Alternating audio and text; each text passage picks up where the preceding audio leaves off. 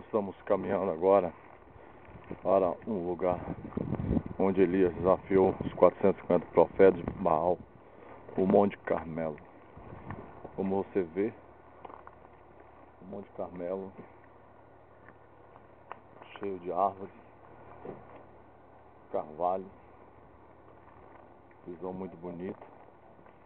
Não é deserto, não tem um deserto. Visão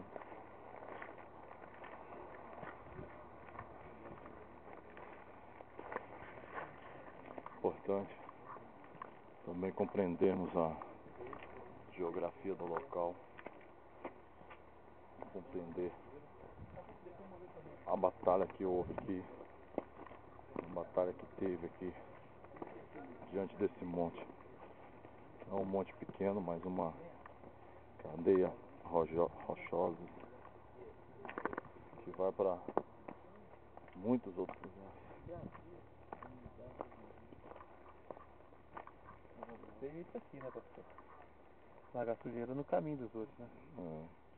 Devia ter colocado fogo. Não queimado. Tirar daqui, isso aí é um sinal ruim. Isso é do Brasil. Aqui, Comunidade Evangélica de Peniel. É pior que não queimaram, né?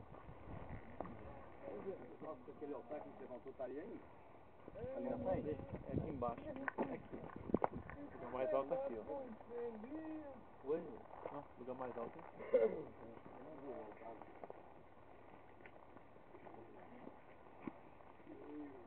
Isso aqui é alho. Olha alho silvestre. Queima não, larga, né? Vamos aqui no Carmelo. O Orlandão. Foi o desafio. Essa experiência. Desafio feito por Elias. Filma eu também. Acabou aqui, né? Hã? Filma eu. Nossa, tá aí. Esse é o Maxwell, lá da Igreja Metodista Vermelho, que vai ser transferido agora para 12.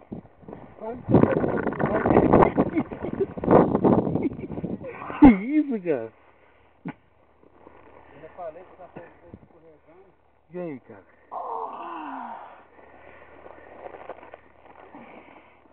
Praga do Maxwell. É pior do que praga de... Você foi então, ué? Se eu falar que eu Pior do saí que- daqui, ué?